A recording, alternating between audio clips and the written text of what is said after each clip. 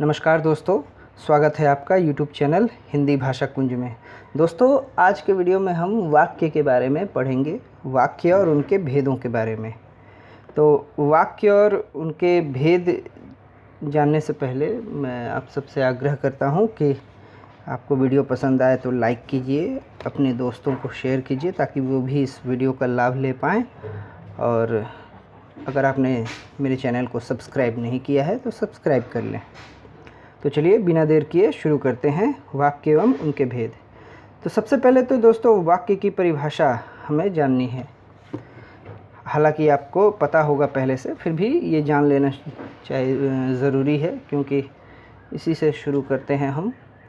तो शब्दों के सार्थक समूह को वाक्य कहते हैं। बहुत ही छोटी सी परिभाषा है, बिल्कुल जहन में रहेगी आपके।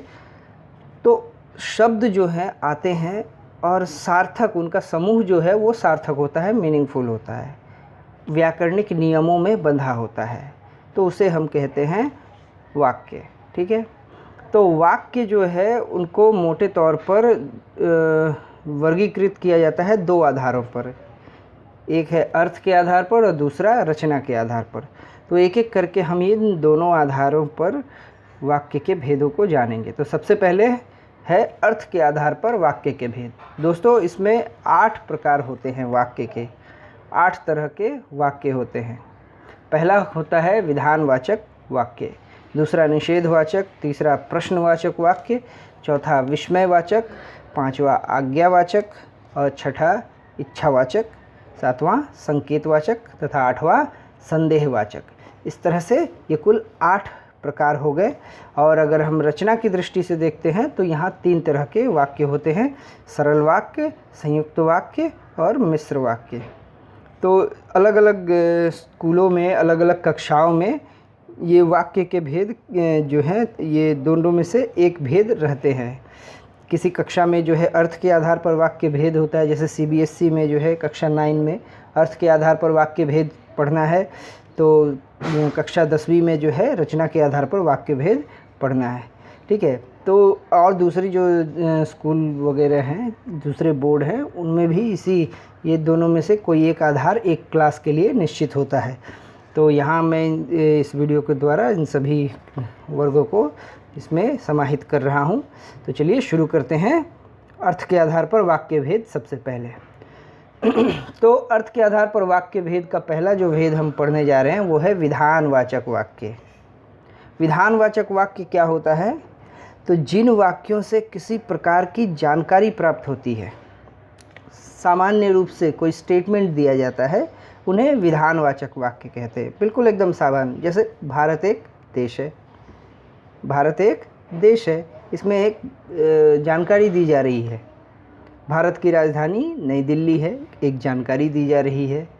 रमेश का भाई सेना में है, तो यहाँ एक हमें सूचना दी जा रही है, जानकारी दी जा रही है कि रमेश का भाई कहाँ है, सेना में है, यानी सेना में काम करता है। तो ये है विधानवाचक वाक्य, बिल्कुल ही सिंपल है, असर्टिव सेंटेंस की तरह। दूसरा जो अर्थ के आधार पर वाक्य भेद है वो है निषेधवाचक। निषेध जो है नकारात्मकता को कहते हैं, नेगेटिव सेंस में। तो जिन वाक्यों से कार्य न होने का बोध हो उन्हें निषेधवाचक वाक्य कहते हैं, यानी कार्य नहीं होता है। इस वाक्य को पहचानने की बहुत ही आसान तरीका है इसका, कि वाक्य में न या नहीं का प्रयोग रहेगा एकदम। तो उदाहरण के रूप में देखते हैं, वह बाज़ार नहीं गया, वह बाज़ार नहीं गया।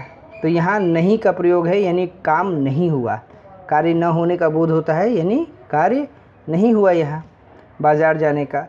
शीला आज स्कूल नहीं आई, तो शीला आज स्कूल नहीं आई, यानी स्कूल आने का काम आज शीला का नहीं हुआ, कार्य नहीं हुआ। तो ये है निषेधवाचक वाक्य, नेगेटिव सेंटेंस जिसको कहते हैं इंग्लिश में। तीसरा है प्रश्नवाचक वाक्य। नाम से ही स्पष्ट है बिल्कुल, प्रश्न। जिन वाक्यों द्वारा किसी प्रकार का प्रश्न किया जाता है उन्हें प्रश्नवाचक वाक्य कहते हैं हम। तो प्रश्न है, भारत क्या है? ऊपर का उदाहरण आपने देखा असर्टिव सेंटेंस में, उसी को आधार बना के यहाँ फिर प्रश्न पूछे जा रहे हैं कि भारत क्या है, प्रश्न पूछा जा रहा है। भारत की राजधानी क्या है, ये भी प्रश्न किया जा रहा है। तो प्रश्नवाचक वाक्य में क्या है, किसी प्रकार का प्रश्न किया जाता है। बिल्कुल एकदम सिंपल है, सरल है, आसानी से समझ में आ जाएगा। अगला है आज्ञावाचक वाक्य। आज्ञा, आदेश, ठीक है, नाम से स्पष्ट है। तो जिस वाक्य में किसी प्रकार की आज्ञा दी जाती है अथवा प्रार्थना, रिक्वेस्ट किया जाता है, आज्ञावाचक वाक्य के अंतर्गत जो है आदेश और रिक्वेस्ट दोनों आते हैं। तो अगर किसी वाक्य में आदेश दिया जा रहा है या फिर प्रार्थना की जा रही है, रिक्वेस्ट किया जा रहा है, तो उसे हम आज्ञावाचक वाक्य कहते हैं। जैसे देखिए, शांत रहो, ये आदेश दे रहा है। कृपया बैठ जाइए, तो ये प्रार्थना कर रहा है, रिक्वेस्ट कर रहा है, विनती कर रहा है, ठीक है। तो आज्ञावाचक वाक्य में क्या होगा, इसमें या तो आदेश दिया जाएगा या फिर कोई रिक्वेस्ट किया जाएगा, प्रार्थना की जाएगी, ठीक है। अगला वाक्य है विस्मयवाचक वाक्य। विस्मय यानी आश्चर्य, ठीक है। तो इस तरह के वाक्य किस प्रकार के होते हैं, जिनमें किसी गहरी अनुभूति का प्रदर्शन किया जाता है। गहरी अनुभूति वो सुख वाली भी हो सकती है या फिर दुख वाली भी, ठीक है। तो जिन वाक्यों से किसी गहरी अनुभूति का प्रदर्शन किया जाता है, जो या तो सुखद होती हैं या दुखद, उन्हें विस्मय बोधक वाक्य या विस्मयवाचक वाक्य कहते हैं। तो गहरी अनुभूति, जैसे ओह कितनी ठंडी रात है, तो ये अनुभूति जो है बहुत ही गहरी है, इतनी गहरी है कि ठंड के मारे नींद नहीं आ रही है। तो ओह, आह, अरे वाह, इस तरह के, यानी ये जो है इसको अंग्रेज़ी में हम कहेंगे इस तरह के वाक्य को एक्सक्लेमेटरी सेंटेंस, ठीक है। तो एक्सक्लेमेटरी सेंटेंस में बहुत कोई खुशी जाहिर हो जाती है, अरे वाह, इस तरह के शब्द जो है प्रयोग होते हैं। और विस्मयादि बोधक चिन्ह का प्रयोग होता है। देखिए, ओह के बाद एक चिन्ह है, एक खड़ी पाई है, उसके नीचे बिंदी है, ये है विस्मयादि बोधक चिन्ह। तो विस्मयवाचक वाक्य में विस्मयादि चिन्ह लगे होते हैं उस शब्द के बाद। विस्मय बोधक जो शब्द होता है उसके बाद वो विस्मयादि बोधक चिन्ह का प्रयोग होता है, ठीक है। कुछ लोग जो है कन्फ्यूज़न में चिन्ह जो है वो अंत में प्रयोग करते हैं, लेकिन अंत में प्रयोग नहीं होता है, उस विस्मयादि बोधक शब्द के बाद ही विस्मयादि बोधक चिन्ह का प्रयोग होता है, ठीक है। तो दूसरा वाक्य है आहा कितना सुंदर दिन है। तो वो हृदय से वो अनुभूति, गहरी अनुभूति बाहर आ रही है, सौंदर्य को देखकर अपने आप ये वाक्य निकल रहे हैं, ठीक है। तो विस्मयवाचक वाक्य में क्या होता है, हृदय की गहरी अनुभूति का प्रदर्शन किया जाता है, जो खुशियाँ वाली होती है, खुश वाली, और या फिर दुखद भी होती है, ठीक है। अगला वाक्य देखते हैं, इच्छावाचक वाक्य। तो नाम से स्पष्ट है, इसमें कोई इच्छा प्रकट की जाए, कोई आकांक्षा प्रकट की जाए, आशीर्वाद भी दिया जा सकता है इसमें, ठीक है। तो इस तरह के वाक्य में इच्छा, आकांक्षा या आशीर्वाद देने का बोध हो। आशीर्वाद भी देना क्या है, किसी को हम आशीर्वाद देते हैं कि जो है सदा सुखी रहो, तो ये हमारी इच्छा ही है, हम चाहते हैं कि वो सदा सुखी रहे, ठीक है। और भी बहुत तरह तरह के आशीर्वाद हैं, दूधो नहाओ, पूतो फलो, जुग जुग जियो, जुग जुग जियो, जूता सियो, आधा पैसा हमको दियो, ठीक है। तो इच्छावाचक वाक्य में किसी इच्छा का प्रकाश किया जाता है, कोई आकांक्षा, कोई अभिलाषा, आशीर्वाद देना भी उसके अंतर्गत आता है, ठीक है। उसे हम इच्छावाचक वाक्य कहते हैं। तो उदाहरण है, भगवान तुम्हें दीर्घायु करे, यानी जो है ईश्वर तुम्हारी उम्र को लंबी करे, यानी लॉन्ग लिव कहते हैं, मे यू लॉन्ग लिव। दूसरा है नववर्ष मंगलमय हो, यानी न्यू ईयर में, हैप्पी न्यू ईयर में हम विश करते हैं किसी को कि आपका नया वर्ष जो है वो मंगलमय हो, यानी शुभ हो।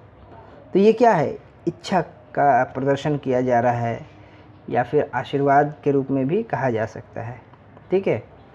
अगला जो वाक्य है वो है संकेतवाचक वाक्य। संकेतवाचक वाक्य में क्या होता है, किसी न किसी तरह का संकेत दिया होता है, इंडिकेशन, हेयर देयर, यहाँ वहाँ, इधर उधर, ठीक है। इस तरह के संकेत दिए रहते हैं संकेतवाचक वाक्य में। जैसे राजू का घर उधर है, तो ये संकेत कर रहा है उधर, उंगली से। किसी को बताना हो कि बोलेगा, कोई आके पूछा अगर किसी ने कि राजू का घर किधर है, तो इशारे से बताएगा वो उधर है, ठीक है। तो राजू का घर उधर है, संकेत दिया जा रहा है, संकेत किया जा रहा है, इशारा किया जा रहा है। उसी तरह रमेश उस तरफ गया है, रमेश किधर गया, तो इशारे से बताएंगे उस तरफ। हम एक दिशा का निर्देश कर रहे हैं, ठीक है। तो यहाँ संकेत दिया जा रहा है, एक दिशा का संकेत हो रहा है, इसलिए संकेतवाचक वाक्य। तो ये दोस्तों हो गए अर्थ के आधार पर। और इसमें एक और वाक्य है संदेहवाचक। नाम से ही स्पष्ट हो रहा है संदेह, इस वाक्य में संदेह प्रकट होगा, डाउट। तो जिन वाक्यों द्वारा किसी प्रकार का संदेह प्रकट हो, यानी काम के न होने में ही या होने में, काम हुआ या नहीं हुआ, इसमें डाउट होगा, संदेह होगा, ठीक है। वो जो था निषेधवाचक वाक्य, उसमें तो पूरा निश्चित था कि नहीं हुआ, लेकिन इस तरह के वाक्य में डाउट होगा कि हुआ कि नहीं हुआ। जैसे उदाहरण के रूप में देखिए, उसने काम कर लिया होगा, उसने काम कर लिया होगा, तो संदेह है, निश्चित पता नहीं है कि काम हुआ है या नहीं हुआ है, उसने किया होगा या नहीं किया होगा। हम बस गेस कर रहे हैं कि हाँ कर लिया होगा, लेकिन निश्चित नहीं है, हम संदेह है हमें। वह यहाँ आया होगा, तो ये भी निश्चित नहीं है, आया होगा, नहीं भी आ सकता है, ठीक है। वह घर पहुँच गया होगा, तो कोई व्यक्ति निकला है यहाँ से घर जाने को, हम अनुमान लगा रहे हैं कि हाँ वो घर पहुँच गया होगा, हाँ इस समय तक शायद पहुँच गया होगा वो घर, लेकिन हो सकता है रास्ते में कुछ गड़बड़ी हो या कोई और दूसरी बात हो गई हो जिस कारण से वो घर न भी पहुँचा हो। तो ये संदेह रहता है, इस वाक्य द्वारा किसी भी कार्य के होने या न होने में संदेह की स्थिति बनी रहती है, तो ये है संदेहवाचक वाक्य। तो इस प्रकार से हमने देखा अर्थ के आधार पर वाक्य के 8 भेद, इसको हमने जाना। आशा करता हूँ आसानी से आप लोगों को समझ में आ गया होगा, और ये डिफ़िकल्ट है भी नहीं, बहुत ही आसान है। बस भेदों के नाम याद रखिए, बहुत सारे भेद तो अपने नाम से ही जो है अपनी परिभाषा कह देते हैं, ठीक है। अब अगला हम देखेंगे रचना के आधार पर वाक्य का भेद जो है। तो इस आधार पर वाक्य के 3 ही भेद होते हैं, सरल वाक्य, संयुक्त वाक्य और मिश्र वाक्य। आइए हम अब इनको देखते हैं। तो सरल वाक्य क्या है? तो जिन वाक्यों में एक उद्देश्य, एक विधेय तथा एक ही समापिका क्रिया होती है, यानी one subject, one predicate and one verb, तो इस तरह के वाक्य को कहते हैं सरल वाक्य, सिंपल सेंटेंस कहते हैं। यानी इसमें जो है कोई दूसरा वाक्य नहीं जुड़ा होगा, कोई दूसरी समापिका क्रिया नहीं होगी, 2 समापिका क्रियाएं नहीं होगी। समापिका क्रिया किसको कहते हैं? जो वाक्य की समाप्ति की घोषणा करे, यानी वाक्य के समापन पर आए, ठीक है। तो उसमें एक काम जो है समाप्त हो रहा है, तो वो है समापिका क्रिया। जैसे देखिए, मुकेश पढ़ाता है, तो पढ़ाता है ये क्या है? ये समापिका है, इस काम का समापन हो रहा है, समाप्त कर रहा है, जिसको इंग्लिश में कहते हैं एंडिंग वर्ब, ठीक है। तो समापिका क्रिया एक होगी वहाँ। तो एक क्रिया देखेंगे तो आप आसानी से पकड़ लीजिएगा, ये सरल वाक्य है। सरल वाक्य को पहचानना भी सरल है, इसको कोई दिक्कत नहीं आती है, बहुत ही आसानी से। दूसरा वाक्य है राकेश खेलता है, सिंपल है, खेलता है, एक ही क्रिया है, एक ही सब्जेक्ट है, राकेश है, ठीक है।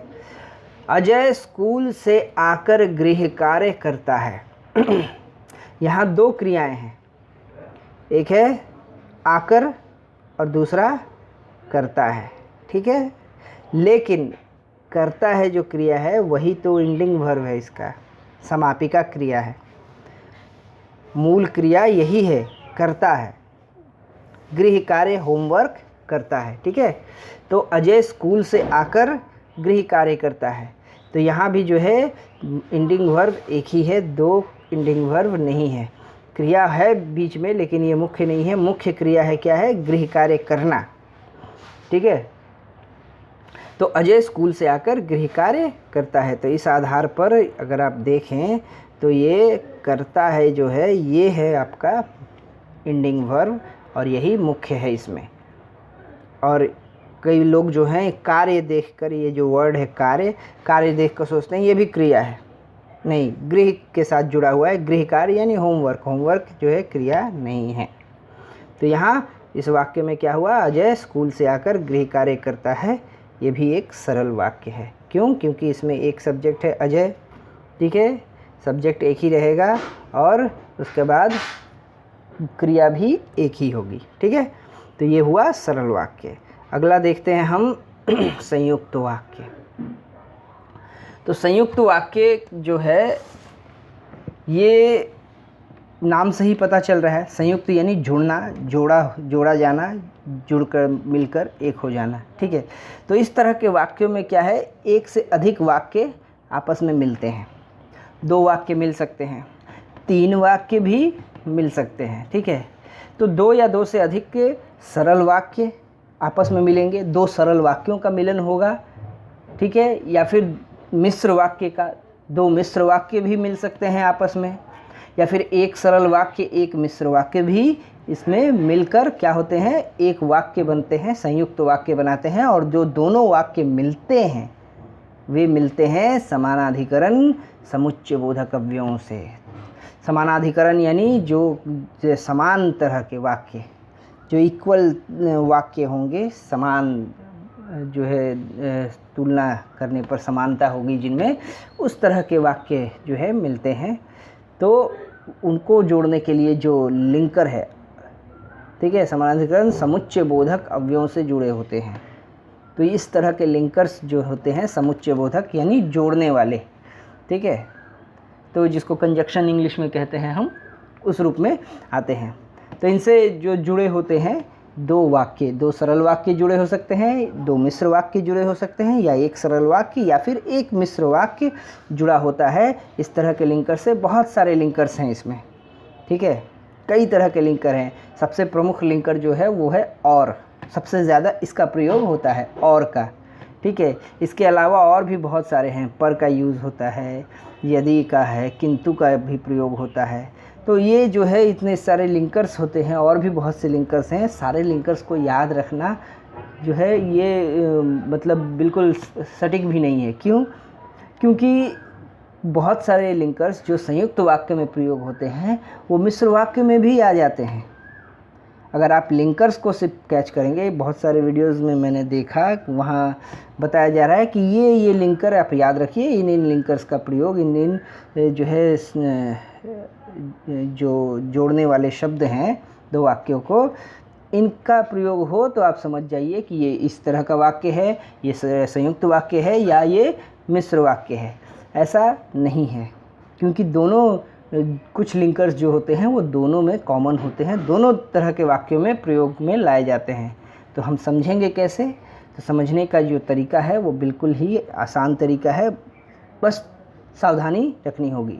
संयुक्त वाक्य में क्या होता है, जो वाक्य मिलते हैं वो दोनों वाक्य स्वतंत्र होते हैं, इंडिपेंडेंट होते हैं, वो किसी के ऊपर डिपेंड नहीं करते हैं, उनका अपना अलग अस्तित्व होता है, ठीक है।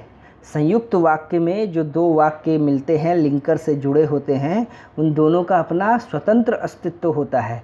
लिंकर्स को हटा देंगे हम, सिर्फ लिंकर को हटा देंगे तो दोनों वाक्य जो है उस रूप में स्वतंत्र रूप में लिखे जा सकते हैं। लेकिन मिश्र वाक्य में ऐसा नहीं होता है, ठीक है। मिश्र वाक्य भी हम पढ़ेंगे, ठीक है। तो बिल्कुल ही सरल है, इस बात को जहन में रखना है कि संयुक्त वाक्य में 2 वाक्य मिलते हैं, चाहे वो सरल हों या फिर मिश्र हों, या एक सरल या एक मिश्र हों। जब दोनों मिलते हैं तो दोनों वाक्यों का अस्तित्व जो है बिल्कुल ही स्वतंत्र होता है। लिंकर जो है बस उन्हें जोड़ देता है किसी तरह से। जैसे 2 इंसान हैं, 2 इंसानों का व्यक्तित्व अलग है, लेकिन विवाह द्वारा क्या है वो जुड़ जाते हैं। इसका मतलब ये थोड़ी है कि का अस्तित्व ख़त्म हो गया, व्यक्ति की पहचान उसके अंत तक जो है उसका व्यक्तित्व उसके साथ रहता है, ठीक है। हालांकि एक आदमी दूसरे के अनुसार ढालता है, लेकिन फिर भी ढालने कुछ बातें कुछ चीज़ों को फॉलो करने का मतलब ये नहीं है कि हम वो व्यक्ति हो गए, व्यक्ति स्वतंत्र रहता है, ठीक है। तो संयुक्त वाक्य में दोनों वाक्य बिल्कुल स्वतंत्र होते हैं, किसी पर कोई डिपेंड नहीं करता है, उनको अलग से भी लिखा जा सकता है। उदाहरण देखते हैं अब। पहला है वह सुबह गया और शाम को लौट आया, ठीक है। तो एक वाक्य है वह सुबह गया, दूसरा वाक्य है वह शाम को लौट आया, ठीक है। तो एक सेंटेंस में, एक वाक्य में जो है एक ही सब्जेक्ट जो है उसी रूप में हम प्रयोग नहीं करते हैं, वहाँ प्रोनाउंस का प्रयोग होता है और दो एक ही सेम प्रोनाउन यूज़ नहीं होते हैं। जैसे मैथ्स में क्या है, कॉमन ले लेते हैं ना, कि दो एक ही तरह है तो उसमें से कॉमन ले लिया, एक निकल गया, एक ही रिप्रेजेंटेटिव रह गया। तो वह का प्रयोग यहाँ भी है, वह शाम को लौट आया। तो दो वह नहीं लिखे जा सकते, इसलिए एक वह क्या होता है, वो यहाँ से विलुप्त हो जाता है और आ जाने के बाद। तो वह सुबह गया और वह शाम को लौट आया। वास्तव में वाक्य ऐसा है, ठीक है। तो वह सुबह गया और शाम को लौट आया, इसमें दोनों वाक्यों का अस्तित्व अलग है, ये बिल्कुल अलग से लिखे जा सकते हैं, ठीक है। और ये और द्वारा, और लिंकर के द्वारा ये जुड़े हुए हैं, ठीक है, और के द्वारा। इसके बाद दूसरा वाक्य है, मीठा बोलो पर असत्य नहीं।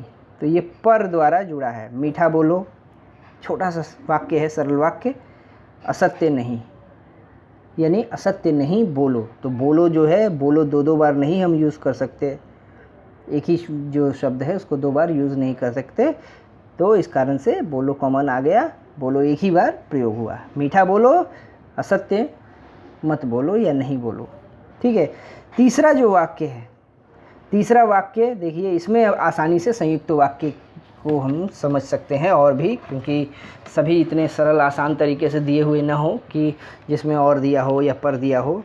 तो ये वाक्य देखिए, इसको देखना ज़रूरी है। तो रात को राजेश के पेट में दर्द हुआ और दर्द इतना बढ़ गया कि डॉक्टर को बुलाना पड़ा। तो यहाँ एक सरल वाक्य और एक मिश्र वाक्य आपस में मिले हैं, और द्वारा ये जुड़े हैं, और के द्वारा जुड़े हैं। तो रात को राजेश के पेट में दर्द हुआ, तो यहाँ ये सरल वाक्य हो गया, ठीक है।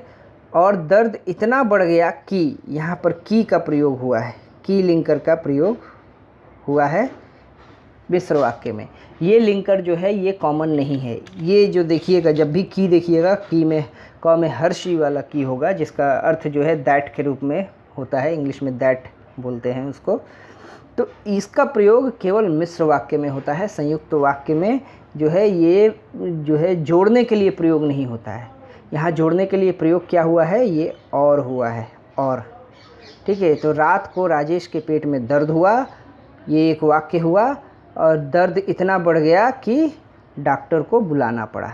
तो ये दूसरा वाक्य जो है मिश्र वाक्य है, ये मिश्र वाक्य के अंतर्गत लिंकर है ये, और ये दोनों को सरल वाक्य और ये सरल वाक्य और ये मिश्र वाक्य को जोड़ने के लिए और का प्रयोग हुआ है, इस और चिन्ह का प्रयोग हुआ है, ठीक है।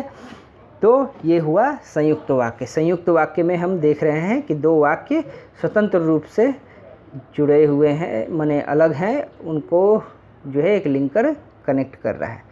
तो इस रूप में आप पहचान सकते हैं। इसका सबसे फेमस लिंकर जो है और है, हालांकि क्योंकि का भी प्रयोग हो सकता है, ठीक है, किंतु का भी प्रयोग हो सकता है, तथापि का भी प्रयोग होता है। तो इस तरह से प्रयोग हो सकते हैं इसमें। आइए अब अंतिम देख लेते हैं वाक्य का भेद रचना के आधार पर मिश्र वाक्य। तो दोस्तों, मिश्र वाक्य थोड़ा सा इसको समझना ज़रूरी है, क्योंकि इसको समझे बिना हम संयुक्त वाक्य में भी गड़बड़ी कर देंगे, क्योंकि वहाँ भी मिश्र वाक्य जो है जुड़ता है एक दूसरे किसी सरल वाक्य से या फिर किसी और मिश्र वाक्य से। दो मिश्र वाक्य भी आपस में मिलकर एक संयुक्त वाक्य बनाते हैं, इसलिए मिश्र वाक्य को समझना ज़रूरी है। तो मिश्र वाक्य क्या है कि जिन वाक्यों में एक प्रधान वाक्य रहेगा और उसके अलावा एक या एक से अधिक जो है आश्रित उपवाक्य यानी डिपेंडेंट उपवाक्य होगा, यानी उस पर वो डिपेंड करेगा, ठीक है।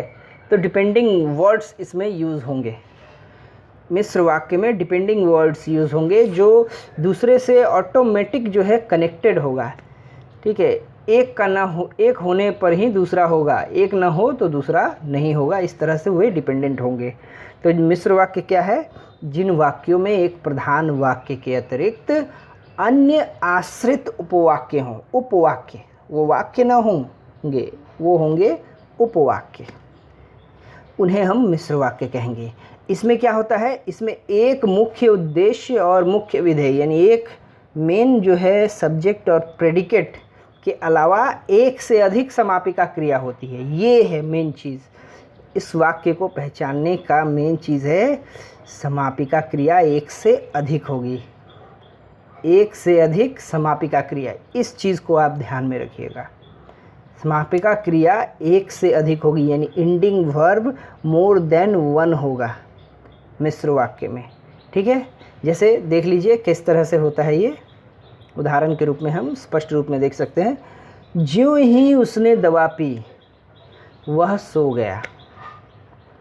तो सबसे पहले तो जो ये जोड़ने वाली बात है, ये आश्रित वाक्य जो होते हैं, आश्रित वाक्य को इस रूप में वो जोड़ता है, ज्यों ही उसने दवा पी वह सो गया।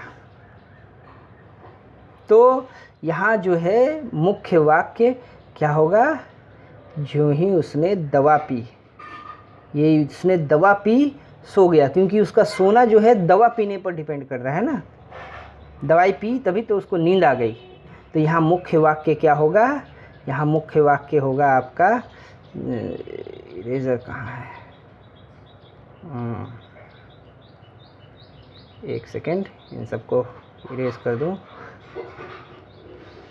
हाँ, तो ज्यों ही उसने दवा पी वह सो गया। तो यहाँ दवा पीना जो है ये क्या है, मुख्य वाक्य है, और सोना जो है वो आश्रित है, डिपेंडेंट है। दवा पीने के बाद ही तो वो सोया है ना, दवा नहीं पीता तो वो शायद सो नहीं पाता, शायद तकलीफ़ होगी, शायद उसको खांसी हो। सामान्य तौर पर खांसी की दवा में क्या है, थोड़ा अल्कोहल मिला होता है, जिस वजह से हमें नींद आ जाती है। ठीक है, तो ज्यों ही उसने दवा पी वह सो गया। तो ज्यों ही उसने दवा पी ये प्रमुख वाक्य, प्रधान वाक्य है, और वह सो गया ये आश्रित है, डिपेंडेंट है। और इसको दर्शाने के लिए ये जो शब्द है ज्यों ही, इस शब्द का प्रयोग यहाँ पर हुआ है। ये जो है ये दोनों आश्रय को दर्शा रहा है दूसरे वाक्य से। दूसरा है यदि परिश्रम करोगे तो पास हो जाओगे। तो यदि परिश्रम करोगे तो ये आपका प्रधान वाक्य है, क्योंकि पास होना जो है आपके परिश्रम पर डिपेंड करता है कि आप किस तरह से पास होंगे। जिस तरह का आपका परिश्रम होगा उस तरह से आप पास होंगे। अगर अच्छे से परिश्रम करेंगे तो पास हो जाएंगे। ये हालांकि इस तरह के वाक्य में सामान्य तौर पर लोग समझ लेते हैं परिश्रम मतलब जो है माने लगा हुआ है तो इसका मतलब होगा नहीं, आपको बुद्धि का भी प्रयोग करना होगा। एक कहानी है प्रेमचंद की, बड़े भाई साहब। बड़ा भाई जो है दिन रात किताब खोल कर बैठा रहता है और हर साल फेल होता रहता है। ये कौन सी बात हो गई? वो पढ़ता है, वो फांकी नहीं मारता है, वो सीरियसली पढ़ने की कोशिश करता है, लेकिन बेचारा नहीं जानता है कि पढ़ने का तरीका क्या है, किस तरह से पढ़ना है, चीज़ों को किस तरह से डील करना है। वो कंठस्थ करने में लगा रहता है। कितना कंठस्थ कीजिएगा, समझने पर उसका उतना ध्यान नहीं रहता है। ठीक है, और उसका कॉन्सेप्ट जो है बहुत ही गड़बड़ है, उसे मिथक और इतिहास में अंतर पता नहीं है। ठीक है, तो परिश्रम, यदि परिश्रम करोगे तो पास हो जाओगे, तो परिश्रम करने के बाद ही पास होगे। तो यहाँ इस डिपेंडेंसी को, पास हो जाने की डिपेंडेंसी को यदि जो है ये शब्द ये कर रहा है डिफाइन। तो इसलिए क्या है, यदि परिश्रम करोगे तो ये वाक्य प्रधान वाक्य है और पास हो जाओगे, आश्रित है, डिपेंडेंट है इस पर। ठीक है, अगला वाक्य देखते हैं। मैं जानता हूँ कि तुम्हारे अक्षर अच्छे नहीं बनते। मैं जानता हूँ कि तुम्हारे अक्षर अच्छे नहीं बनते। तो मैं जानता हूँ ये प्रधान वाक्य है, और यहाँ की लिंकर जो है स्पष्ट है। की लिंकर तो देखेंगे आप, अगर की लिंकर पर आपकी नज़र पड़ गई तो आँख बंद करके आप इसको मिश्र वाक्य कर देंगे, क्योंकि ये लिंकर संयुक्त वाक्य में नहीं प्रयोग होता।